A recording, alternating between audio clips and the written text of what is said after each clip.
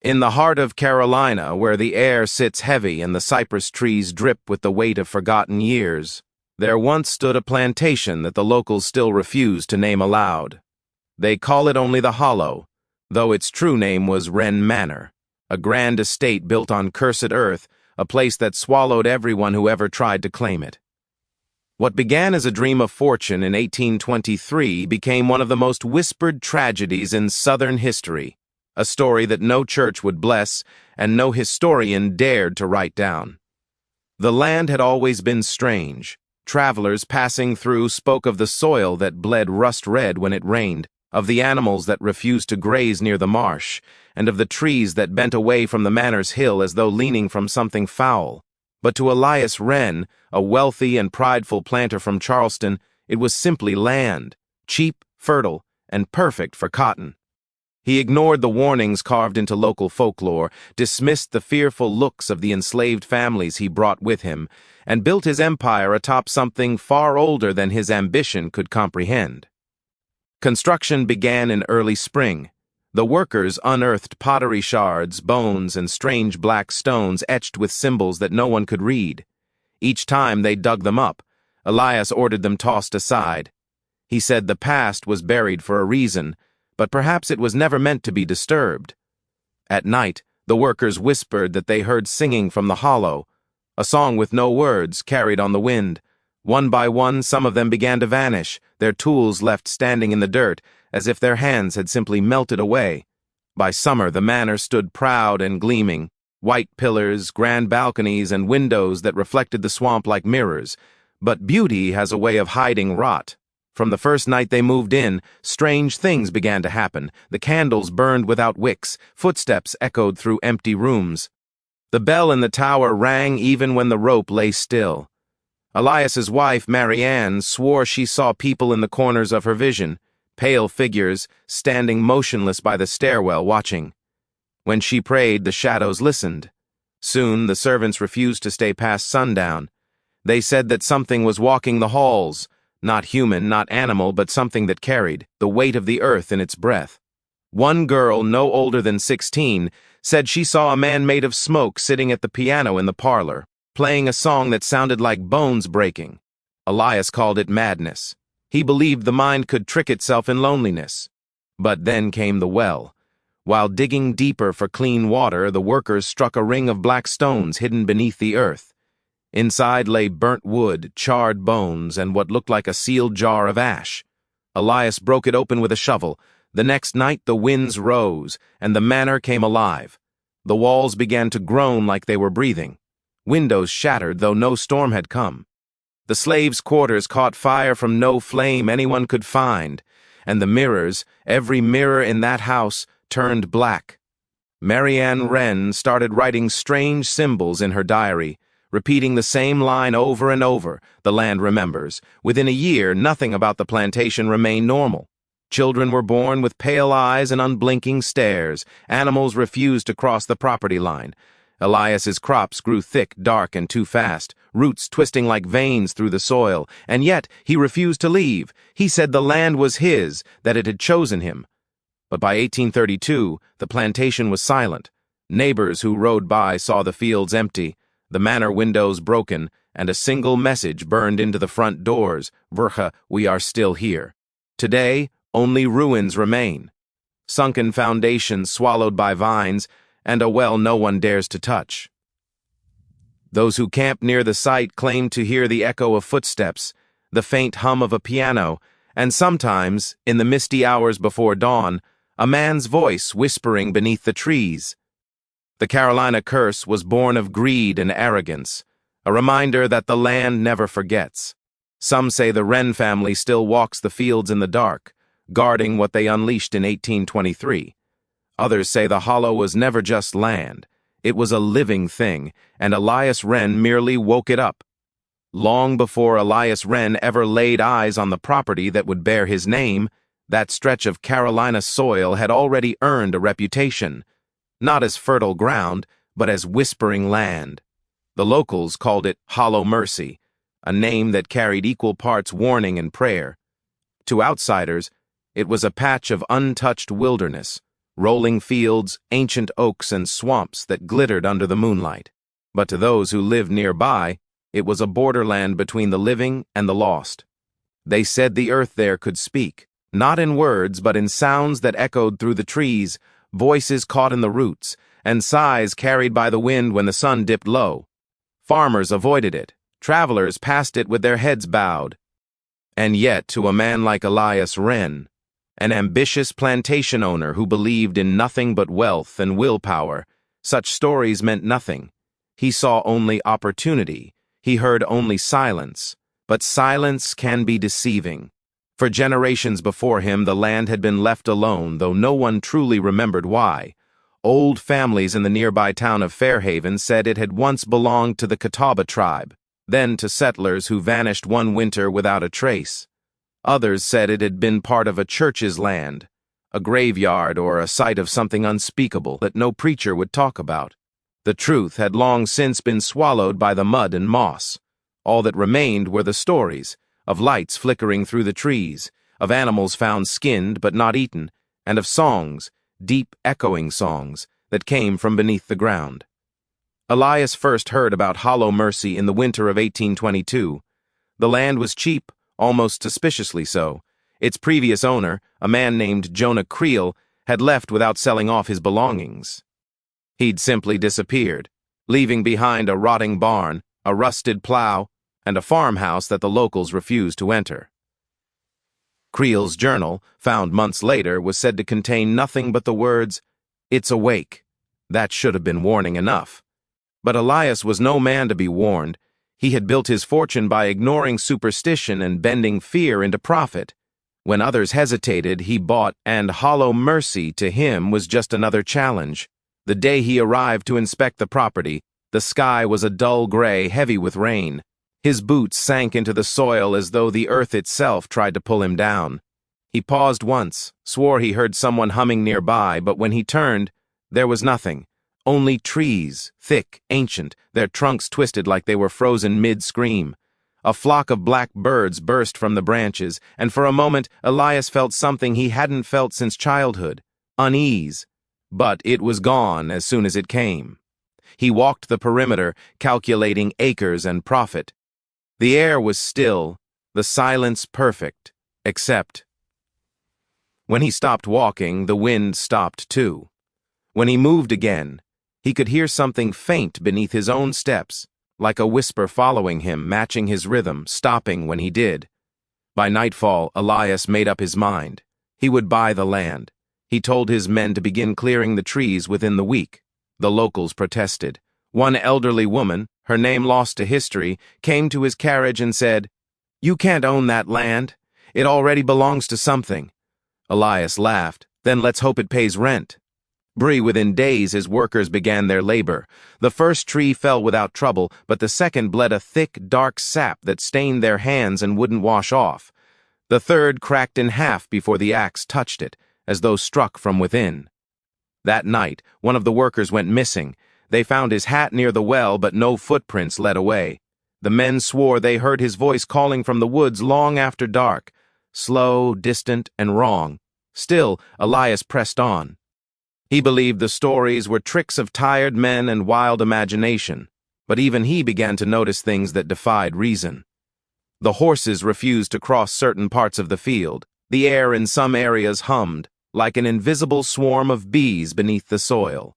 One night, while overseeing construction, Elias looked toward the far edge of the property and saw lights, faint and flickering, like lanterns moving through fog. He assumed it was his men, until he realized none of them were out there. When he blinked, the lights were gone. It was then that he found the stone circle. Buried beneath layers of roots and clay lay a ring of blackened stones, each etched with marks too worn to read. In the center, half submerged in water, were bones, human by the look of them, though brittle with age. Elias ordered the stones cleared and tossed aside. He wanted no reminders of the past cluttering his progress. The men hesitated, muttering that the stones hummed when touched. He told them to stop being children. That night the humming spread. It rose from the ground like a pulse, traveling through the roots, vibrating through the walls of the temporary quarters. The men couldn't sleep. They said they heard someone whispering just outside their windows, not in English, not in any language they knew, but with a rhythm like prayer. One man tried to leave. His horse bolted at the edge of the property, throwing him into the trees. They found him at dawn, face pale, mouth open, lungs filled with mud. Elias still refused to believe. He wrote to his wife, Mary Ann, that the locals invent ghosts where they should see opportunity. Yet even his letters grew stranger. The ink smudged as though the paper itself resisted the words. By the end of that month, his tone shifted. "The land is restless," he wrote. "It feels alive beneath my boots. When I stand still, I swear it listens." By the time the foundation of Wren Manor was laid, the workers had stopped speaking after sunset. They worked in silence, every strike of the hammer followed by an echo, not from their tools, but from beneath the earth, as if something answered each blow. The whispers grew louder, forming patterns, like a language just beyond comprehension. One evening, as the last rays of sun bled into the swamp, Elias stood at the edge of the property, looking out at his creation. The house was half built, the fields ready for planting. He smiled to himself, triumph gleaming in his eyes. But behind him, from the trees, something sighed. It was soft, almost tender, like the sound of someone exhaling after centuries of waiting. The land had been disturbed, and it had finally noticed him. From that moment on, the soil of Hollow Mercy was no longer just ground to build upon. It was awake, and Elias Wren, in his arrogance, had just introduced himself to something that had been whispering long before he was ever born. When Elias Wren first rode through the rolling mists of northern Carolina in the spring of 1823, he carried with him more than fine boots and plantation deeds. He carried the conviction that he could bend the world to his will. He was a man who believed in the solidity of money, the certainty of control, and the silence of the past. To him, history was merely a field left unplowed, waiting for the right hand to break it open. He had been born into privilege, a Charleston merchant's son with a taste for both grandeur and defiance. But Elias wanted more than his father's business. He wanted empire. When word reached him of land left untouched, hundreds of acres of unclaimed wilderness, offered for a fraction of its worth, he saw destiny. Others called it hollow mercy. To him, it was opportunity incarnate. The journey took 3 days by carriage, across muddy backroads and through forests so thick the sunlight barely touched the ground. His companions, a handful of enslaved workers and a surveyor from the city, rode in uneasy silence. The locals they passed along the way refused to meet Elias's eyes. At one crossroads, an old preacher told him, "You can't own that soil, sir. It remembers." Elias laughed and tipped his hat. "Then it will remember me fondly," he said. By the time they reached the edge of the property, the day was collapsing into dusk. The land stretched wide before them, a patchwork of fields, swamp, and skeletal trees. The air smelled of salt and iron. The earth was damp, soft underfoot, as if it had just exhaled after a long breath. Elias dismounted and pressed his heel into the soil. It gave way easily, almost too easily, like flesh. "This will do," he said simply. The first night they camped by the creek that cut through the property. The men built a small fire, though the flames burned low and sullen, as if the wood itself didn't want to burn. Elias studied his new domain from afar, the endless stretch of grass, the tree line that seemed to move with the wind though the air was still. He imagined the grand house he would raise there. White columns, polished floors, a place of refinement carved out of the wilderness. He saw profit in every inch of shadow. But as he gazed across the land, he felt something odd, a faint tremor under his boots, like a heartbeat pulsing through the ground. He brushed it off as exhaustion, but later that night, as he lay in his tent, he awoke to the sound of his horse snorting and stamping. When he stepped outside, the forest was alive with sound, not of crickets or frogs, but of whispers. They seemed to come from everywhere at once, moving through the trees in circular patterns, like the land was murmuring to itself. The surveyor, a nervous man named Cartwright, emerged from his tent pale-faced. "Do you hear that?" he whispered. "Hear what?" Elias said, though the sound was unmistakable. "The talking," Cartwright said. "The land's talking." Elias stared into the darkness, searching for movement, but saw none. He turned back toward the tents and said with forced calm, "The wind plays tricks out here. Go back to sleep." But there was no wind. By morning, one of the horses had broken loose and fled. Its tracks vanished halfway through the field as if swallowed by the earth. The men said nothing. Elias ordered breakfast and began drawing plans for his estate. He decided on a name, Wren Manor. The construction began within days. Workers were brought in from nearby counties, both enslaved and hired, and they began clearing trees and leveling the land. The locals watched from a distance, whispering warnings that Elias dismissed as superstition. They said no plow had ever cut that soil and survived the season. They said the land took back what it was given. Elias laughed, calling them backwater prophets. But as weeks passed, even his confidence began to crack. The men complained of strange sounds at dusk, singing that came from the direction of the swamp. The air smelled of decay even on clear days. Tools went missing. Crops planted too early withered overnight. The overseer, a superstitious man named Harlan Pike, claimed that when he walked the fields at dawn, he saw footprints that weren't human, long, narrow, and deep, leading nowhere. Still, Elias refused to stop. His letters to his wife Mary Ann painted a different picture, one of progress, promise, and beauty. "You will love it here," he wrote. "The air is thick but sweet, the land eager for our touch." Yet between those lines the ink grew shaky, as if the words themselves resisted him. One evening, Elias stood alone in what would soon become the grand foyer of Wren Manor. The foundation had been laid, the first beams raised. The smell of cut pine filled the air. He felt proud, powerful. But then, beneath his feet came a low sound, like a sigh from the earth itself. He froze, listening. The ground seemed to breathe. He knelt, pressing his palm into the soil. It was warm. Alive, he muttered to himself without realizing it. That night, the workers refused to stay. They said they'd seen something in the fields. A woman in white, moving without sound, her face hidden by hair. Elias searched and found nothing.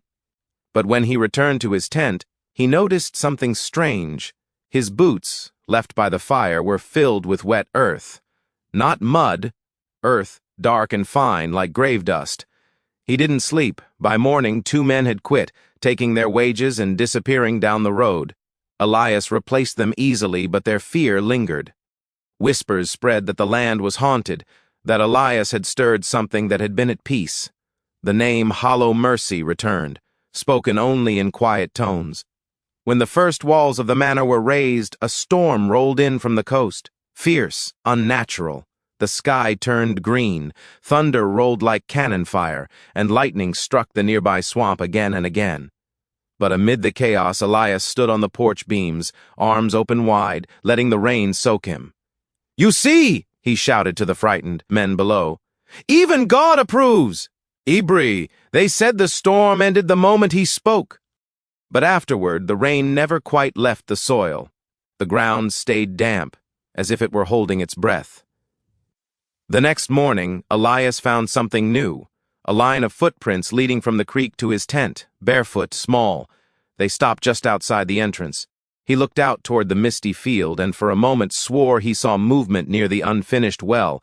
A figure, slight, pale, almost transparent, standing motionless among the reeds.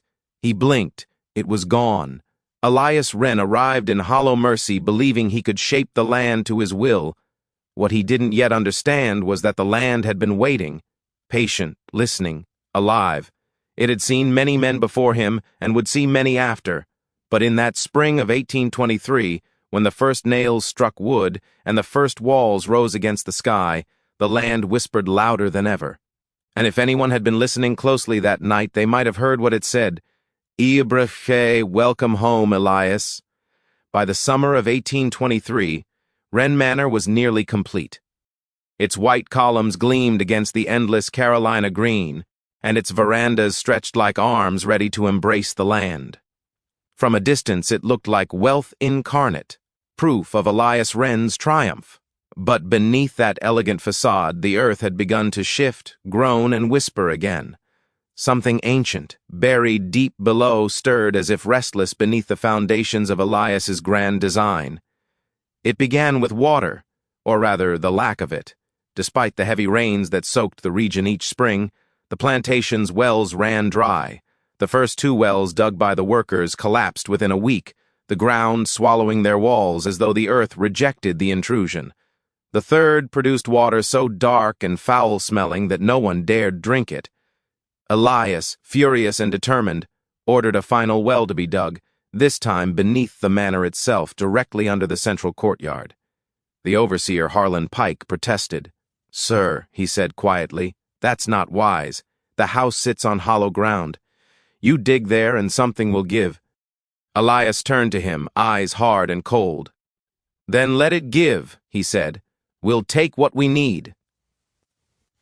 The work began the next morning. 6 men, enslaved laborers and hired diggers, descended into the soil with shovels and picks, carving deeper and deeper into the red earth. The air down there grew thick and warm, heavy with a smell no one could name. It wasn't rot exactly, more like metal or blood or something that had been sealed away too long. By noon they struck something hard. At first they thought it was stone, a circular formation buried beneath layers of clay, but as they cleared the dirt, they realized it was not just stone. It was a ring, perfectly shaped, carved with faint, ancient markings, the kind that seemed to shift when looked at too long. The stones were blackened, as though burned by fire, yet cool to the touch. Inside the circle the ground was different, looser, darker, and lined with fragments of bone. One of the men, trembling, crossed himself. "This ain't no well," he whispered. "This is a grave." Elias knelt by the edge, brushing the dirt from the markings. "It's nothing of the sort," he said. "Just the remains of some old settlement. Keep digging." When the men hesitated, he raised his voice. "Dig!" So they did, and as their shovels pierced deeper into the soil, the air began to hum. Not loud, not all at once, but faintly, like a vibration inside the bones. The men stopped. One dropped his shovel and clutched his ears. "Do you hear that?" he cried. Elias heard it too, a low, rhythmic sound, almost like a heartbeat, pulsing from below. The ground beneath their feet trembled, just for a moment.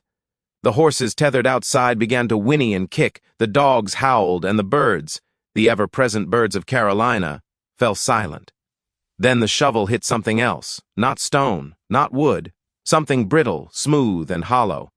The men unearthed what looked like fragments of pottery, but thicker, fused with ash and soot. Beneath them lay charred bones, smaller than human but not animal either, their shapes twisted and wrong. And buried among them, a sealed jar made of some dark glass, its lid wrapped in red cloth and waxed shut. The jar vibrated faintly in the digger's hands, as though something inside it moved. "Put it back," one of them whispered. "Please, sir, put it back." Ibrahim Elias took it from him. "You're all afraid of shadows," he said. He pried the wax loose with his knife. The seal broke with a soft hiss, the sound of air escaping after 100 years. For a heartbeat, nothing happened. Then the wind rose from nowhere, swirling through the pit, carrying with it the smell of sulfur and rot. The men shouted, stumbling backward as the lanterns flickered and went out. In the dark, they heard it, a whisper, long and low, threading through the air like a sigh. "Hey, bruh," we remember. The ground convulsed. Dirt rained down from above. Elias staggered backward, clutching the open jar. Inside it, nothing but ash. Black and fine, swirling in slow circles as if stirred by invisible fingers. When the men climbed out of the pit, they refused to go back. "Fill it in," Pike begged. "For God's sake, sir, bury it."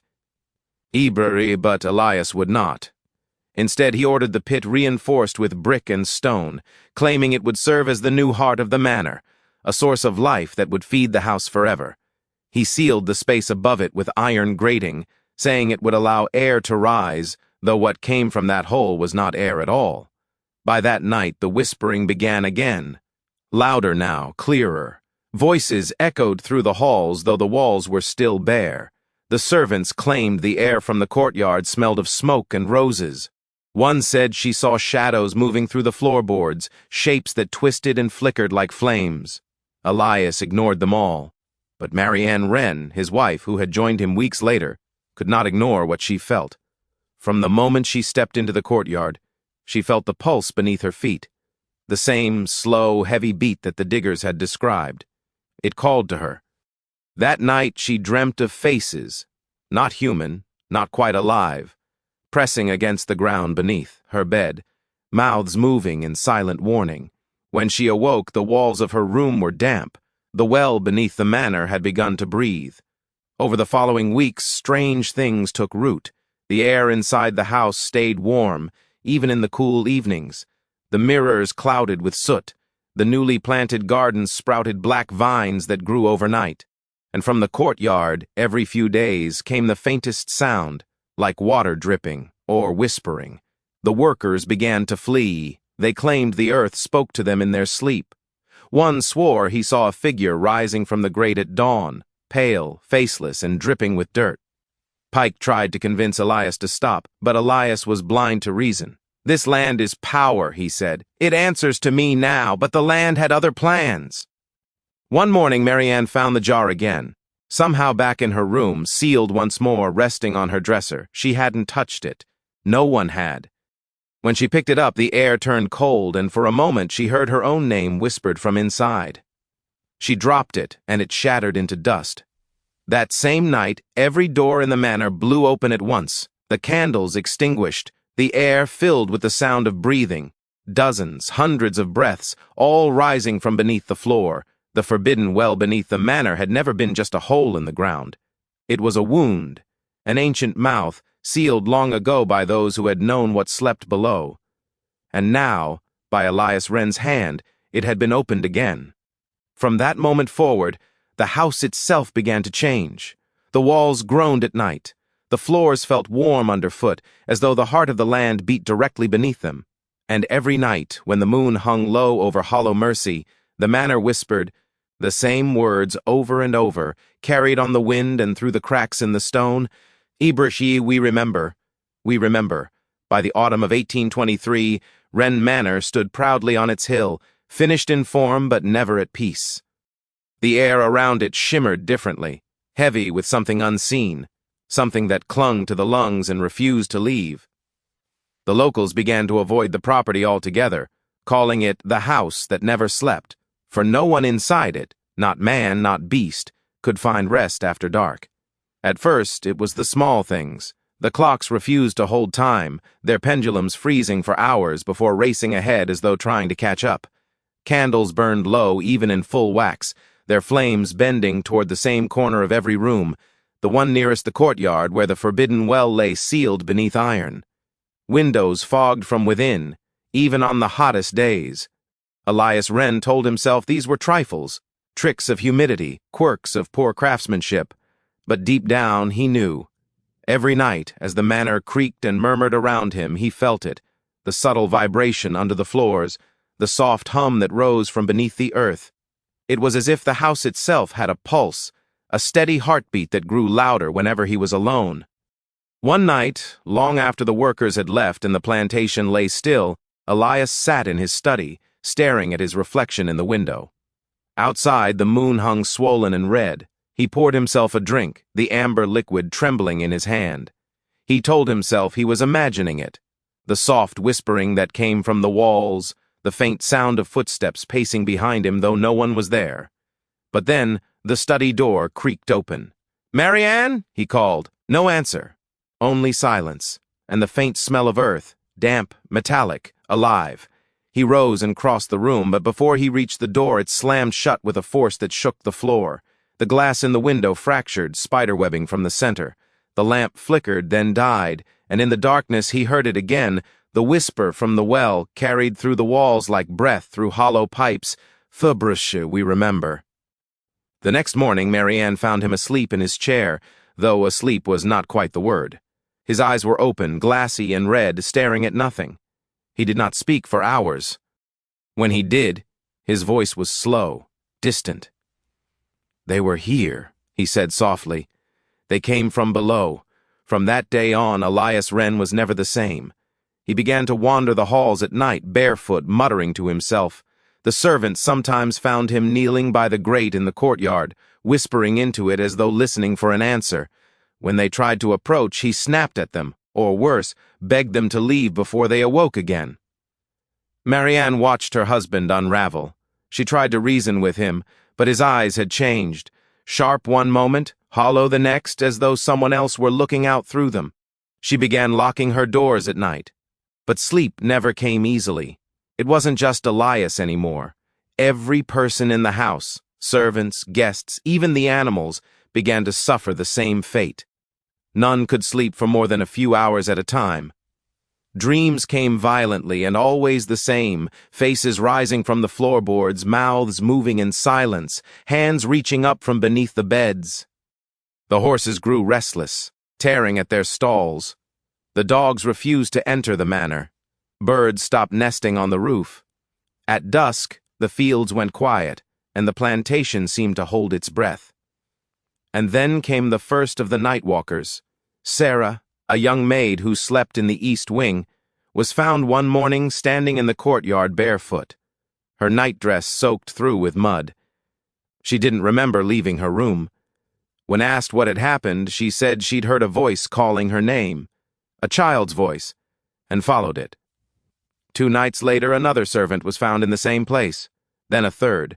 They all told the same story, a voice, familiar yet strange, leading them to the courtyard, to the grate above the well, and though none could recall what happened after, each awoke with dirt beneath their nails and a thin line of dried blood at the corners of their mouths. By November, the house itself had become an organism, breathing, watching, feeding on those within. The walls sweated moisture at night. The floors seemed to pulse. Marianne began to feel as though she were walking through a living body, its veins running through the halls, its heartbeat thudding from beneath the courtyard. The sound never stopped.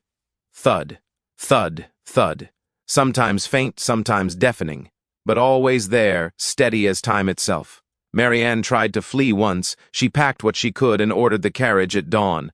But when she stepped outside, she saw the path leading from the house was gone, swallowed by fog so thick it seemed to breathe. The driver swore he could not see the gate, though they had traveled that road 100 times. That night, the whispering grew louder. Not one voice now, but many, dozens, hundreds. They came from the walls, from the floors, from the ceiling itself, words half-formed in a language no one knew. Marianne covered her ears, screaming for it to stop. When she opened her eyes, the mirror across the room was fogged from within, and for the first time, she saw her reflection blink a moment too late. The next morning, she burned every candle in the house. She threw salt across every doorway, prayed until her throat went raw. Elias only laughed, his voice hoarse and cracked. "You don't understand," he told her. "It's not the house, it's us. We woke it up. It was sleeping here long before we came, and that night, for the first time since the house had been built, the heartbeat stopped.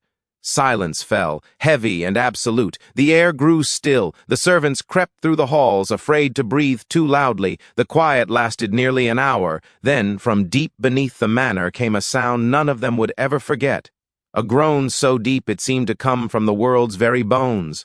The walls shook, the floor split down the center of the great hall, and from the crack rose a smell like sulfur and rain. The next morning, the sun rose blood-red. Half the servants had fled. Elias was nowhere to be found, and in the courtyard the iron grate over the well stood open, though no one had touched it. From that day on, Wren Manor never slept again. Every window glowed faintly at night, as though lit from within by invisible fire. Travelers who passed the hill swore they saw shadows moving behind the curtains, even though the house had long been abandoned. And if you stood at the gate, in the dead of night, and listened very closely, you could still hear it. Faint, but steady, the heartbeat beneath the ground, thud, thud, thud, the sound of a house that had learned to breathe. By the time winter of 1832 fell over the Carolina hills, Elias Wren had become a ghost long before his actual disappearance. He walked through his mansion like a man half dreaming, muttering to himself, his eyes sunken, his steps unsteady. He rarely ate, rarely slept, and sometimes was seen standing for hours in the courtyard, staring down into the mouth of the forbidden well. The servants whispered that he was waiting for something to come out, or perhaps waiting for permission to go in. The plantation was unraveling. Crops rotted before harvest, animals were found dead with no wounds, their eyes wide open.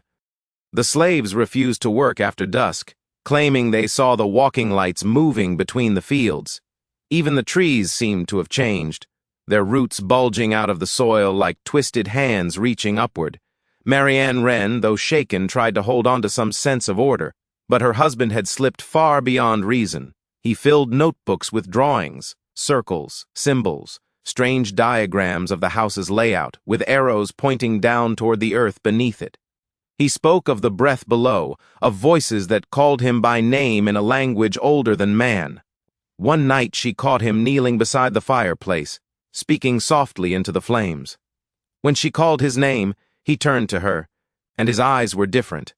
They were completely black, like the reflection of a moonless lake. "They want you to leave," he said quietly. "They don't want you here when I open the gate." Abrufa Marianne froze. "What gate?" Elias smiled, a thin, trembling smile that seemed to belong to someone else entirely. "The one that connects this house to what it was built upon." That night he moved into the basement. The servants heard him hammering, digging, dragging something heavy across the floor. He ordered everyone to stay away. When one brave man tried to check on him, Elias attacked him with a broken bottle, screaming that they must not be disturbed. By the 3rd week of December, half the household had fled. The others stayed only because they had nowhere else to go. They slept in shifts, listening to the sounds coming from below, a rhythmic scraping like a shovel striking stone, then a deep, low hum that made the very floor vibrate, and then, one night, the noise stopped. At dawn, Marianne went down to the cellar door. It was locked from the inside. She called his name, once, twice again. No answer. She fetched a hammer and broke the latch. What she saw inside would haunt her for the rest of her short life. The cellar had been transformed. The floorboards were torn open, exposing a pit beneath, wide enough to swallow a carriage.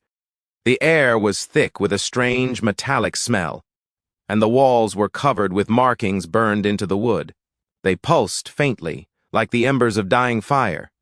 At the edge of the pit lay Elias's clothes, folded neatly, his boots, his coat, even his wedding ring, all placed with care. But of the man himself there was no trace. Marianne screamed until her voice broke. The servants came running, but none dared to step closer to the pit. When one finally did, he gasped. There were footprints leading down into the darkness. Bare feet, Elias's size, pressed into the soil as though he had walked willingly into the earth. The next day, a neighbor rode out to the plantation after hearing rumors of another incident. He found the gates open, the fields deserted, and the house deathly quiet. Inside, candles still burned, though no one was there to light them. The air was heavy with the scent of decay. In the study he found one last note, scrawled in Elias's unsteady hand. "Eerie, the land is not cursed. It is awake. We were never its masters, only its offering." After that, Elias Wren was never seen again. Some said he went mad and fled into the woods. Others swore he had fallen into the pit and been swallowed alive. But those who ventured near the plantation after dark claimed to see something far stranger. They spoke of a tall figure walking along the fields, barefoot, shirtless, his skin pale as ash. He did not speak, but if you called his name he would stop and turn. And his eyes, they said, were black as pitch. The legend grew. Travelers passing through Carolina whispered about the Wren Phantom, the man who vanished into the earth and returned as its keeper. Hunters claimed they saw him standing in the fog near the old well, staring at the moon as though listening to it. No bullet ever reached him, every shot went wide, as if the air around him bent and refused to harm him. Years later, when the plantation was finally abandoned, a group of settlers tried to dismantle the house. But as they struck the first wall, one of them cried out and fell, dead before he hit the ground, no mark, no wound. The others fled, leaving the tools where they dropped them. The house stood untouched for decades, its windows shattered, its halls filled with silence and the sound of dripping water, but even in ruin it pulsed faintly with life, as though it remembered every footstep that had ever walked its floors. And sometimes, if you dared to go near the pit, you could hear something faint from below, a voice, calm and deliberate, whispering words no one could understand. Some said it was Elias Wren still down there, speaking to the land that had taken him. Others said it was the land itself, using his voice to call new souls closer.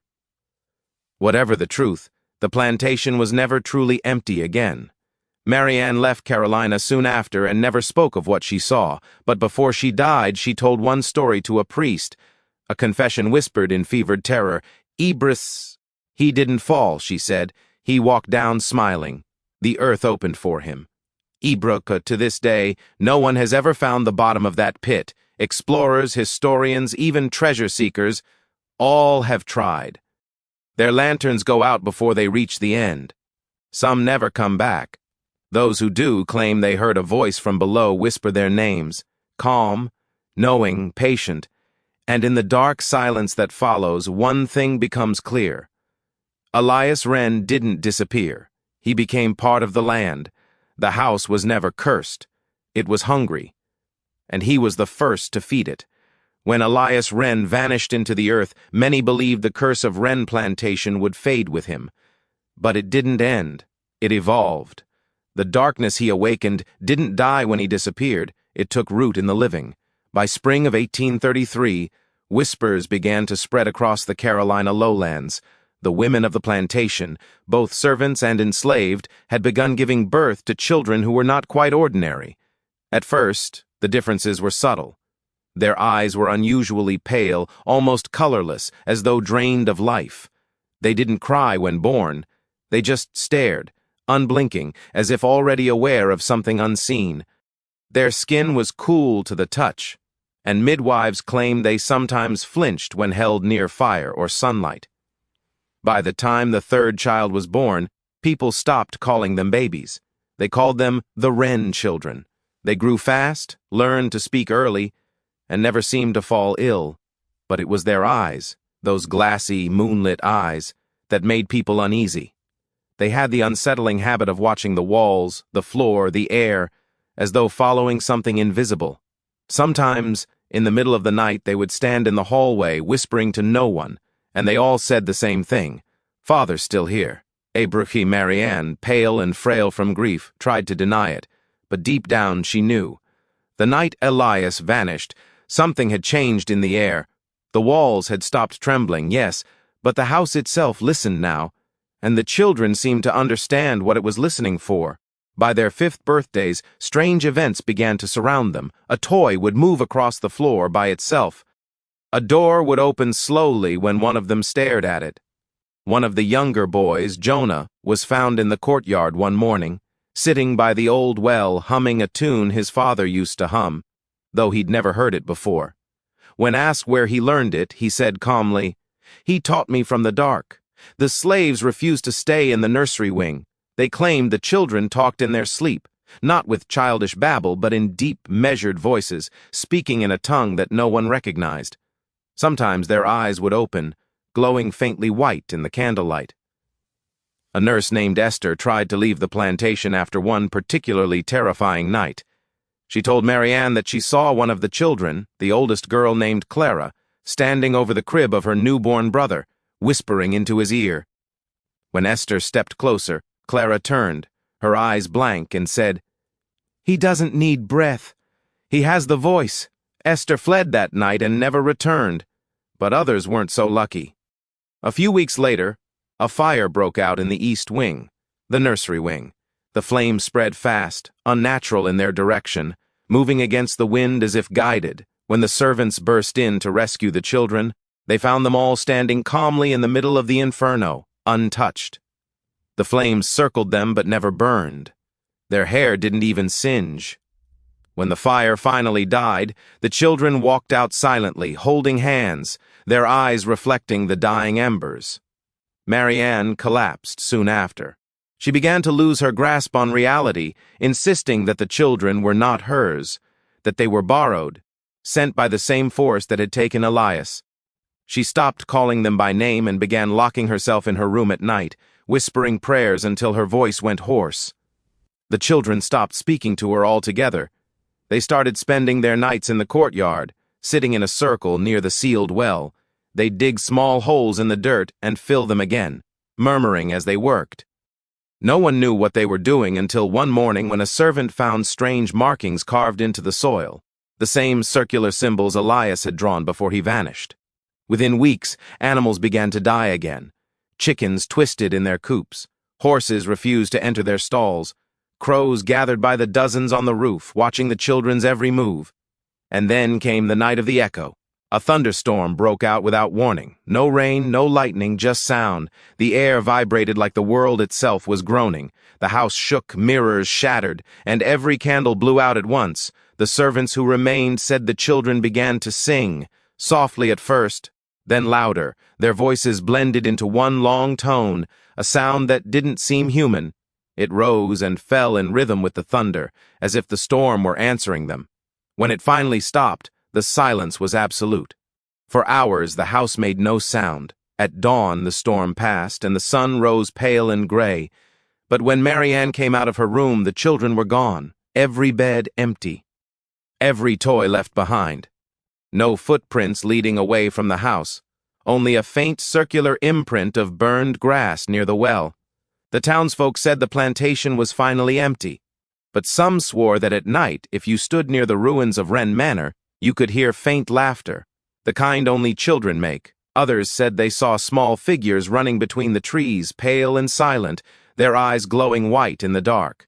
In the years that followed, strange children began appearing in neighboring towns. Orphans, pale-skinned, quiet, eyes reflecting candlelight. They never stayed long. After a few nights, they would disappear again, leaving behind the same whisper that had haunted Wren Plantation for years. Father's still here. Old records claim that decades later, in 1897, when a railway crew began digging through the valley where the plantation once stood, their equipment struck something hard underground. They uncovered dozens of small skeletons arranged in a perfect circle, each with symbols carved into the skulls. The workers sealed the site immediately and abandoned the project. To this day, the railway map shows a missing section, an unexplained gap where no track was ever laid. Locals say that when fog settles over the Carolina woods, the sound of children humming can still be heard near that gap. Soft, melodic, and endlessly repeating the same rhythm. Thud, thud, thud. The heartbeat of the land, the song of the children who were never truly born and never truly gone. The Carolina sky had always been merciless in summer, blistering heat that made the air shimmer and the soil crack. But in 1830, something shifted. The winds changed, the light dimmed, and the heavens above Wren Plantation seemed to hold their breath.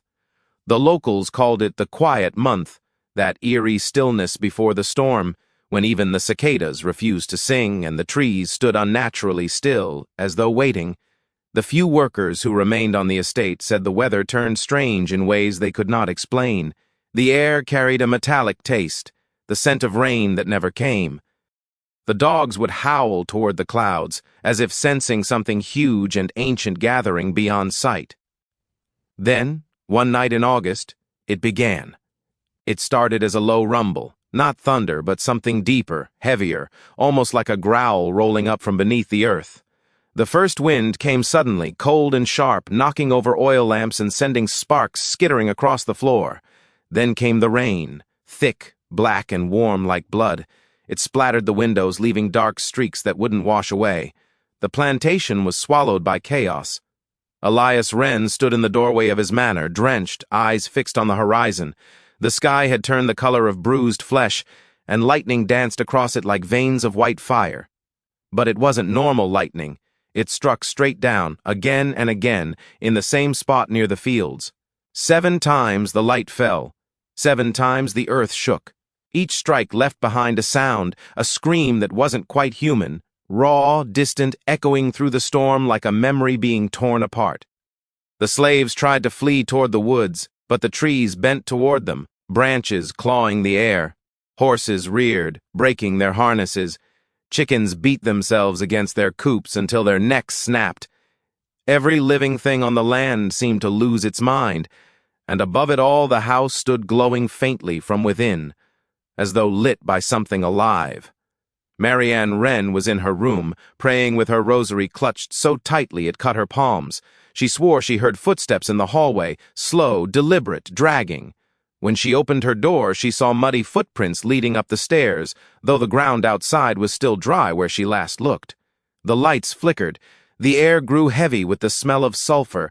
From somewhere deep below, the earth gave a long, aching sigh. Then came the seventh lightning strike. It hit the house itself. The force blew out every window at once, sending shards of glass like a storm of knives. The roof buckled, the walls groaned, and a blinding white light flooded every room. For a moment there was no sound, just that light, pure and endless. Then it collapsed into darkness. When the thunder finally broke, it wasn't one single boom. It was a roar that rolled through the valley, shattering every mirror, every plate, every bottle. The survivors, a handful of field workers and 2 servants, said the storm didn't behave like any natural force. The rain came sideways, spiraling around the house in circles. The lightning followed patterns, striking the same places over and over as if guided by unseen hands. The sky split open with shapes. Some said wings, others said eyes.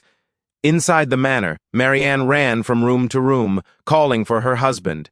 She found the grand hall flooded ankle-deep, the portraits of their ancestors melted from the walls, their faces dripping like wax. The floor thudded beneath her feet, slow, steady, rhythmic, thud, thud, thud. When she reached the courtyard, she saw it. The well was glowing. A red light pulsed from its depths, illuminating the rain as it fell. Around it, the earth had cracked open in jagged lines, forming a shape, a circle with 7 marks burned into it. Each mark pulsed in time with the thunder. Elias was standing at the edge, his hair plastered to his forehead, his clothes soaked through. His eyes reflected the light below, no longer human, no longer sane.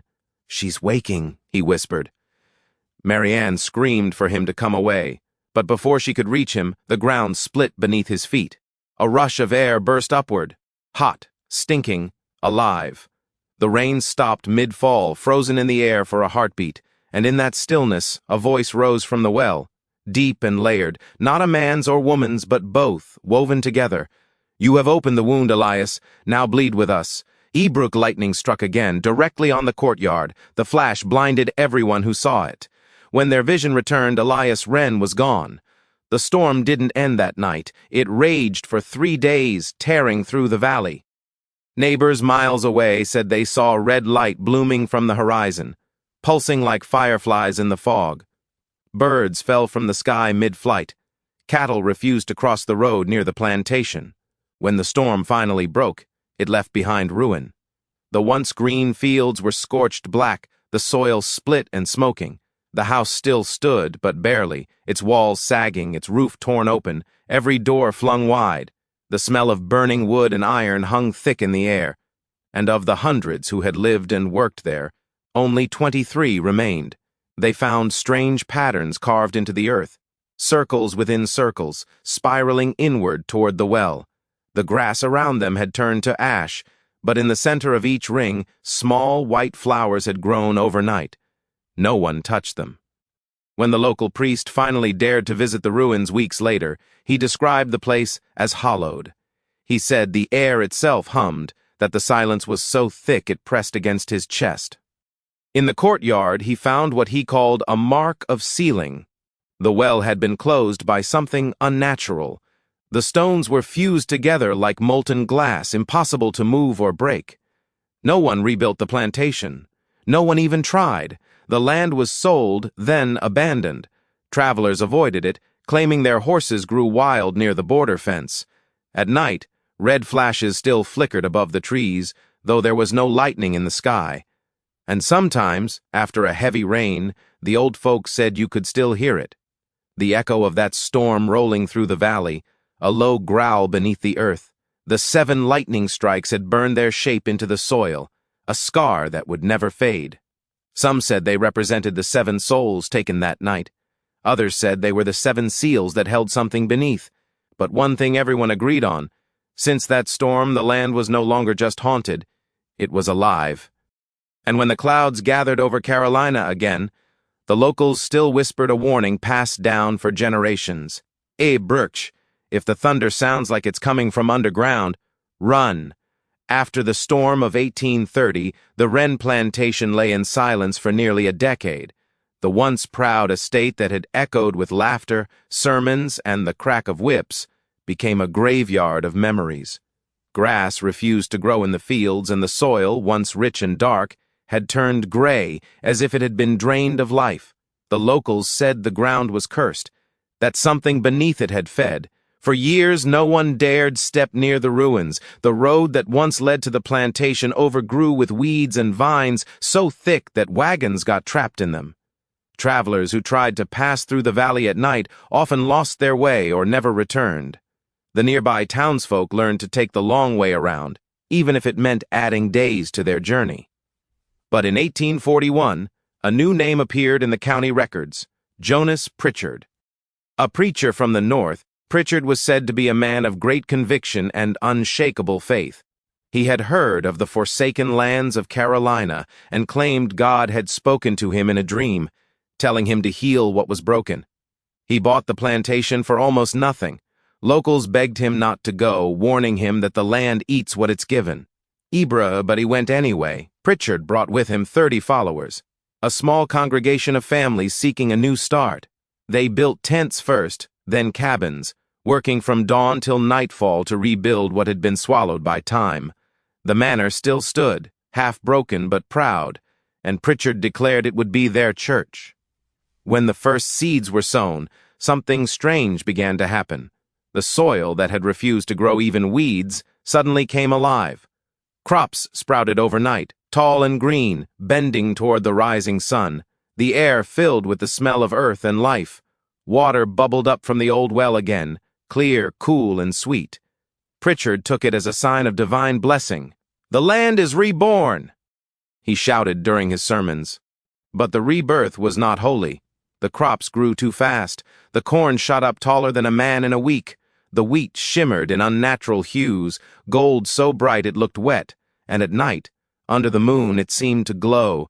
The animals born on the land grew larger than normal, their eyes glassy, their movements deliberate. When slaughtered, their flesh spoiled within hours, as if rejecting human touch. The congregation ignored the signs at first. They said miracles always came with mystery. But as the months passed, whispers began. Children dreamed of the storm that had come before they were born. They spoke of a woman in the well who called their names in their sleep. The wind carried voices through the fields, soft and pleading, and sometimes the crops themselves seemed to move as if breathing, the rows shifting slightly overnight. One night, Pritchard woke to find his window glowing faintly red. When he stepped outside, he saw the fields illuminated by light coming from below, the earth itself pulsing like a living heart. In the morning, a circle of crops in the southern field had turned black. The shape was exact, mathematical, burned into the soil in the same 7-pointed pattern found in Wren's courtyard years before. The preacher tried to bless the ground. He knelt, prayed, poured holy water. But the moment the water touched the black soil, it hissed like acid. The smell of sulfur filled the air. By the next day, half his congregation had packed up and left. The rest refused to go. They said they felt watched but not threatened. They said the land had chosen them, and perhaps it had. Within weeks, every man, woman, and child remaining began to change. Their skin took on a faint gray tint, as if the dust itself had settled beneath it. Their eyes grew pale and reflective, shimmering faintly even in darkness. They spoke less, moved slower, and sometimes stood for hours staring toward the horizon where the storm had once been born. When a traveling merchant stumbled upon the settlement months later, he said it looked like paradise.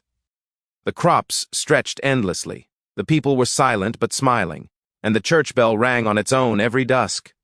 But when he stayed the night, he heard something under the ground, deep, rhythmic, like a heartbeat.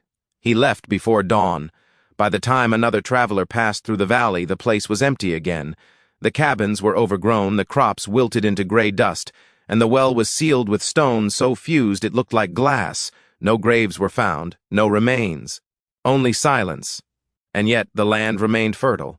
Even without human touch, wildflowers grew in perfect spirals, trees bent toward the well, birds avoided flying overhead. The county records stopped mentioning the property after 1843. But in the decades that followed, locals began to call the place the Living Hollow.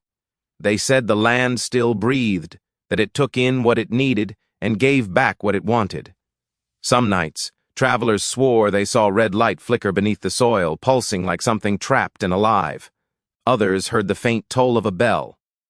And those who lingered long enough, those who dared to touch the ground, said they felt it respond. A faint tremor beneath the fingertips, a whisper, soft but clear, Abrashe not reborn, awakened. The rebirth of the Wrenland wasn't resurrection, it was continuation. The curse had simply shifted forms, life masking decay, creation feeding on the remnants of destruction. By 1850, the land appeared peaceful again, but those who lived near the valley still refused to plant within 10 miles of it. They said the crops that grew there came up twisted, with roots shaped like hands and branches that dripped clear, sticky sap that smelled faintly of blood. To this day, no one farms the soil of the old plantation. The earth is too rich, too dark, too alive, and when thunder rolls across Carolina, just as it did a century ago, the locals say the ground hums in answer. They call it the heartbeat of the hollow. It beats still. By the late 1850s, the story of the cursed plantation had become more myth than memory. The Wren name had vanished from records. The preacher's followers had become whispers, and Carolina itself had moved on.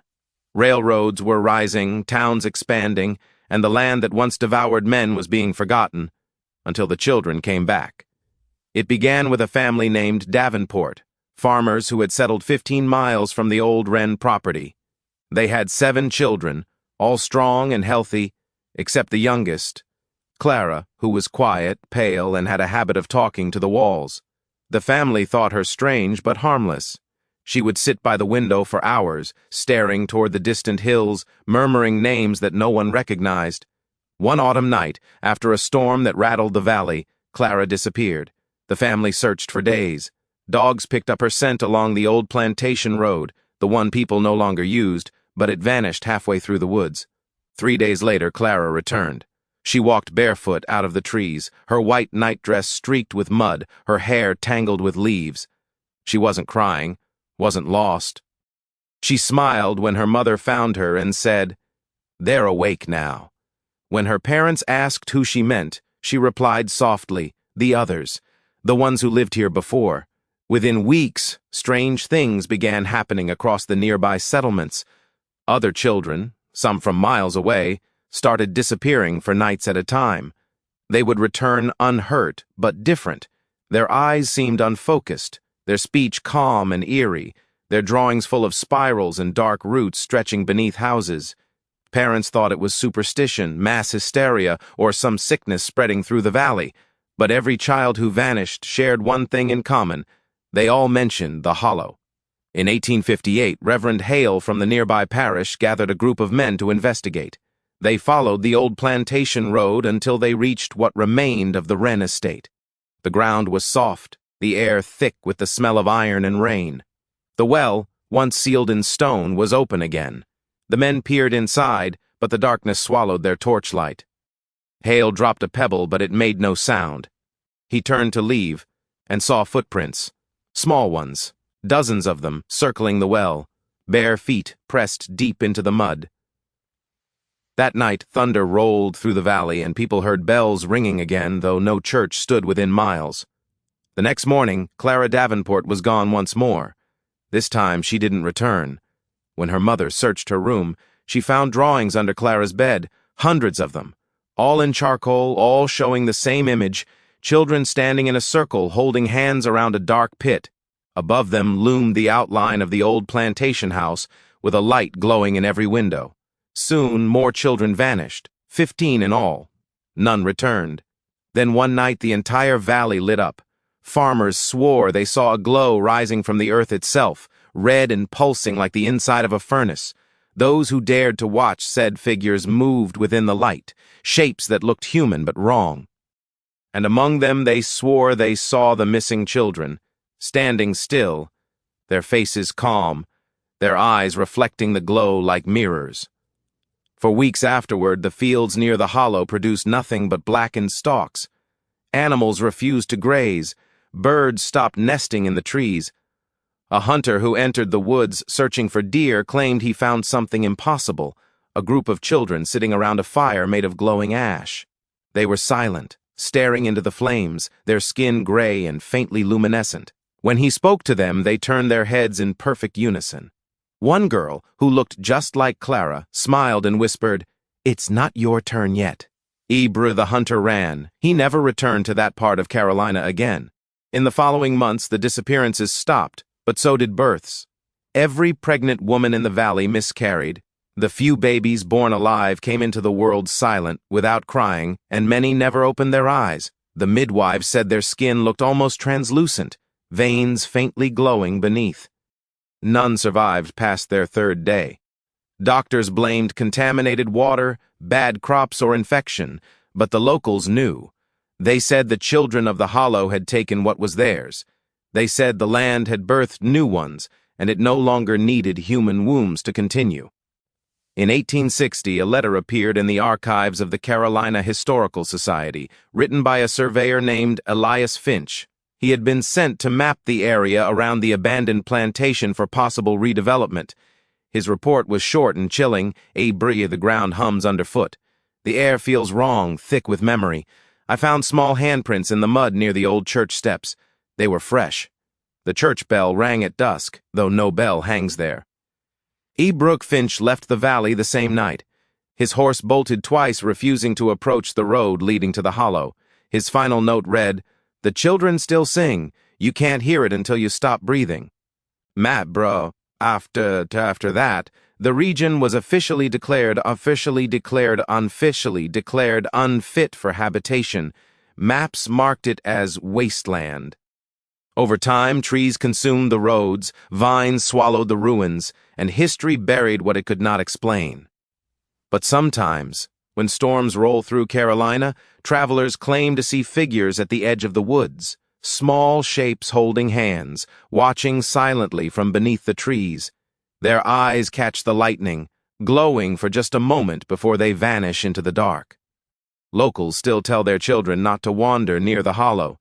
They say if you hear laughter in the distance when there's no one around, you mustn't answer, because those who do never come back the same.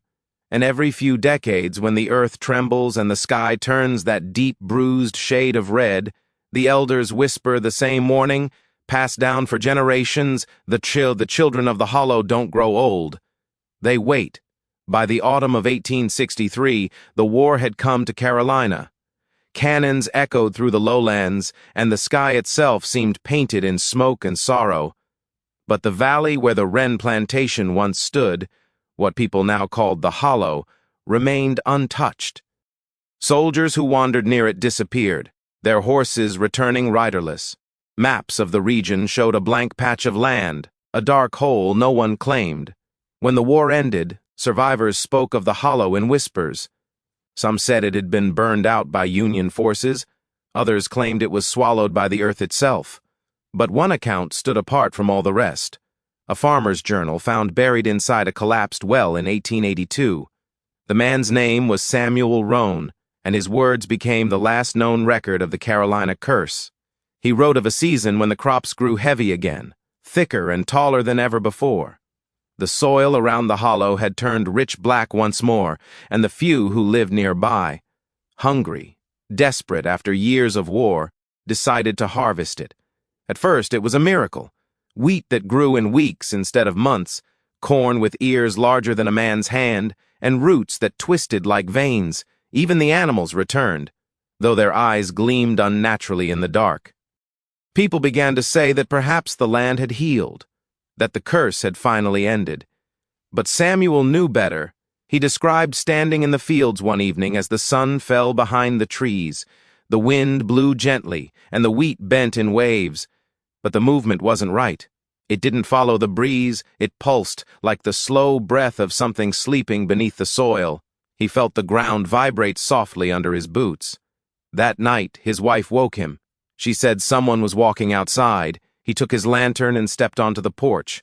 The fields glowed faintly silver under the moon, and in the distance figures moved through the crops, small, hunched shapes gliding silently between the rows.